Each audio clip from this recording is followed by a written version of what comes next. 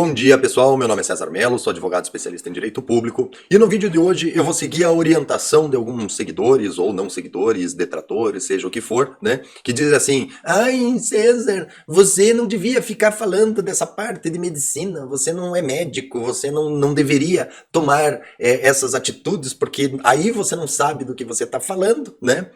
Então eu vou seguir a orientação dessas pessoas e eu não vou falar sobre medicina, sobre lockdown, sobre o remédio, sobre o outro negócio lá, o placebo, que diz que é remédio, né? Eu vou falar sobre o princípio da razoabilidade e proporcionalidade, que daí é uma coisa que eu sei do que eu tô falando e vocês não sabem, certo? E a maioria dos governantes também esqueceu completamente do que se trata, certo? Então, o vídeo será sobre razoabilidade e proporcionalidade. Segurem seus bots e vamos ao vídeo.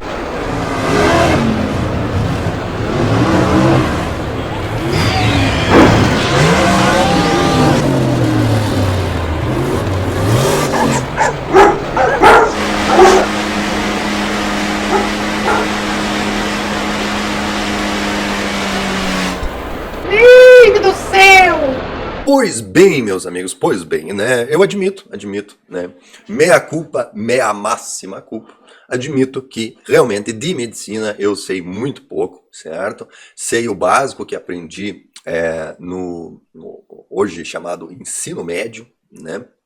Aprendeu lá o basicão, certo? E aparentemente a coisa evoluiu muito além, né?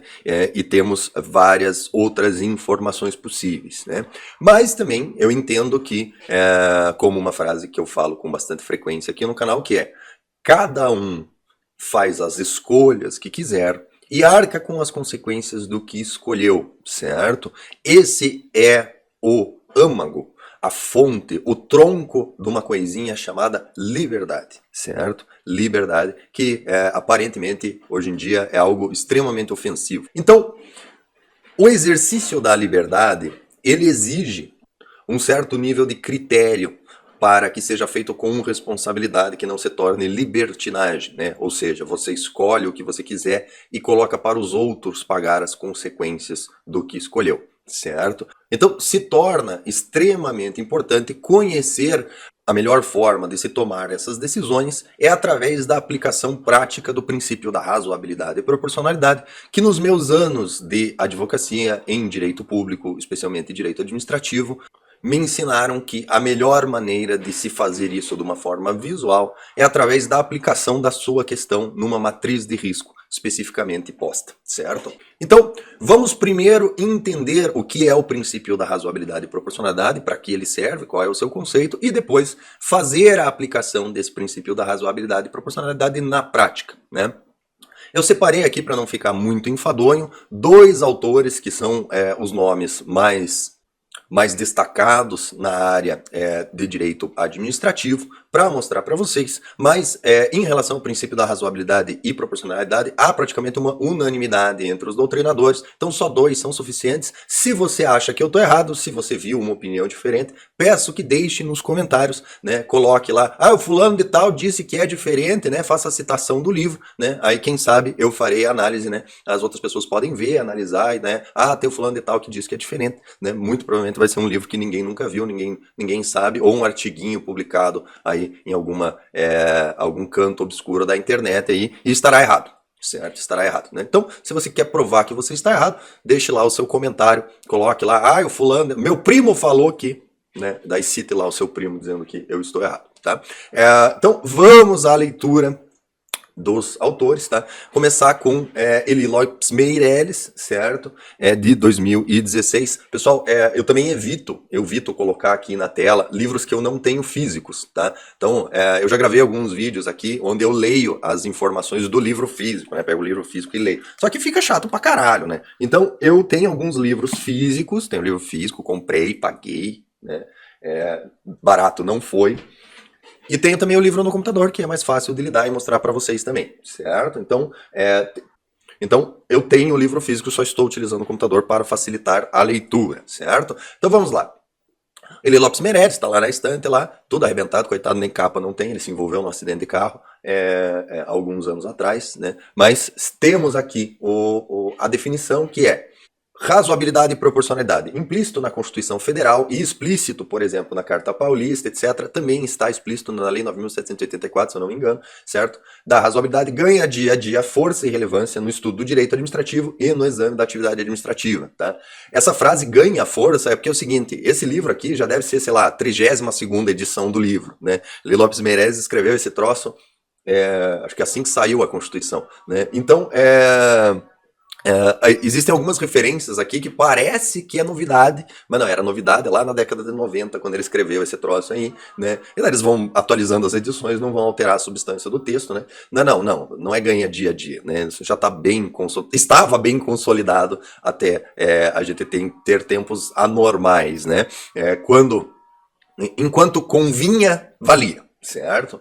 Então, ganha dia a dia a força e relevância do estudo do direito administrativo e no exame da atividade administrativa. Sem dúvida, pode ser chamado de princípio da proibição de excesso. Vou repetir.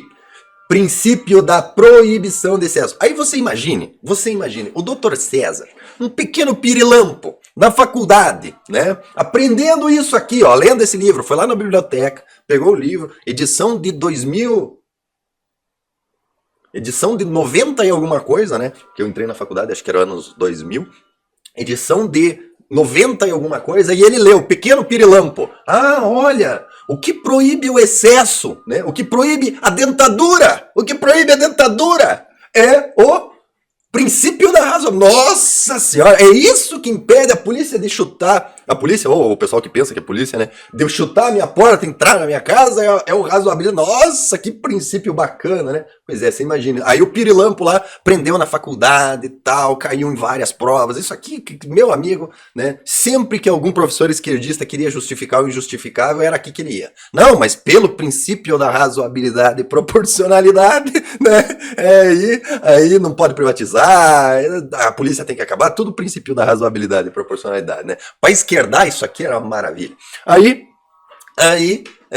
passa, daí praticamente o quê? 15 anos de advocacia, razoabilidade, proporcionalidade, de repente, a galerinha que não é polícia tá chutando a porta do cidadão sob o manto de legalidade dado pelo STF. Você imagine o nível de alegria que enche o nosso coração, né? Tipo, enquanto convinha esse troço aqui, imexível, né? Aí na hora que não ficou mais conveniente, né, chutaram pra escanteio lá. E daí até os caras que fazem cosplay de polícia têm o direito de chutar a sua porta de noite, né? Para entrar na sua casa e checar se você está descumprindo o decreto municipal. Top demais. Sinceramente, eu queria gravar essas coisas, entrar numa máquina do tempo e voltar pra faculdade. Eu ia esfregar o celular na cara de pelo menos 70% dos professores comunistas que eu tive na faculdade e pelo menos uns 20 alunos lá que, mas é que você é radical, porque é a Constituição que garante que Ah, meu Deus, mas que vontade de voltar no tempo, esfregar esse troço na cara desse povo. Mas vamos lá, né? Segundo eles, nunca ia acontecer, né? Perdi muito ponto, né? Foi várias provas me foi tirado o ponto porque, né? Ah, não, isso nunca vai acontecer, é impossível. Pois é. Foi só surgir uma desculpinha, né? Não ser mais conveniente, só ameaçar o establishment, pronto, né? Tudo aquilo que é garantido pela Constituição voou pela janela. Então, após essa grande digressão, né? Voltemos aqui à leitura, né?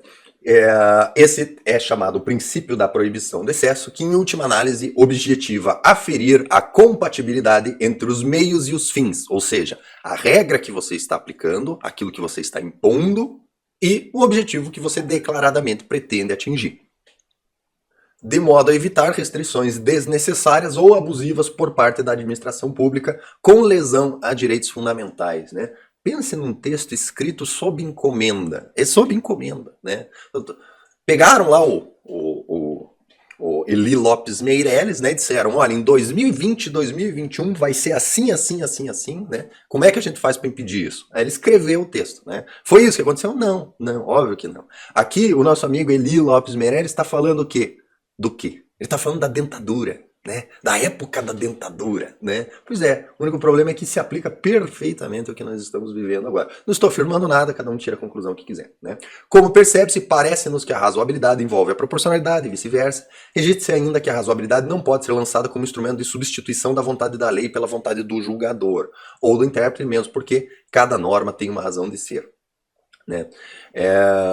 Acredito que a definição do Lopes Meirelles é suficiente. Ele entra um pouco mais à frente numa explicação mais complexa. Essa explicação mais complexa é para tentar limitar o poder do juiz de se meter nas decisões judiciais, né? Então aí ele desenvolve um pouco mais o princípio da razoabilidade e proporcionalidade, indicando, por exemplo, por que não cabe mandado de segurança quando o delegado indefere o seu pedido de porte sem uma fundamentação clara, né? Então ele explica que no ato discricionário, isso, aquilo, aquele outro, se atinge a finalidade da lei, etc, etc. Certo? Então não vamos entrar em tanto detalhe, mas é daí que vem a teoria que impede que você simplesmente peça uma revisão da decisão do delegado no seu pedido de porta, né? Você discorda da decisão, você acredita que está em risco, o delegado acredita que não está, e você entra com mandado de segurança para rediscutir o mérito de você estar em risco então, ou não, que efetivamente não cabe. Isso daí já foi dito várias vezes, né? E por esse motivo também que todas as ADINs, ADIs, seja o que for, em relação aos decretos, não deveriam nem ser recebidas e nem ser analisadas, porque eles estão adentrando no mérito e não no controle de legalidade, né? Mas, né? A regra se aplica quando convém, né? Quando não convém, daí não se aplica. E temos ainda aqui a lição da Maria Silva Zanella de Petro, tá? Que coloca aqui também a razoabilidade e proporcionalidade, que está definida de maneira muito similar à do Eli Lopes Meirelles, né? Embora a Lei 9.774/99 faça referência aos princípios da razoabilidade e proporcionalidade, o segundo constitui um dos aspectos constitucionais do primeiro, isso porque o princípio da razoabilidade, entre outras coisas, exige proporcionalidade entre os meios que se utiliza a administração e os fins que ela tem de alcançar. Então, reafirmando mais uma vez, a administração pode restringir? Pode, mas ela tem que indicar o fim que ela pretende. O que ela quer com isso? Ela está fazendo isso para atingir o quê? Então, o sacrifício feito pela determinação, ela tem que ser proporcional àquilo que se vai atingir, tá? Eu peço que vocês guardem isso na mente de vocês, porque vai ser importante para a segunda parte do vídeo. Essa proporcionalidade deve ser medida não pelos critérios pessoais do administrador, mas segundo os padrões comuns na sociedade em que vive, e não pode ser medida diante dos termos frios da lei, mas diante do caso concreto. Com efeito, embora a norma legal deixe um espaço livre para a decisão administrativa, segundo critérios de oportunidade e conveniência, essa liberdade às vezes se reduz no caso concreto, onde os fatos podem apontar para o administrador a melhor solução. Né?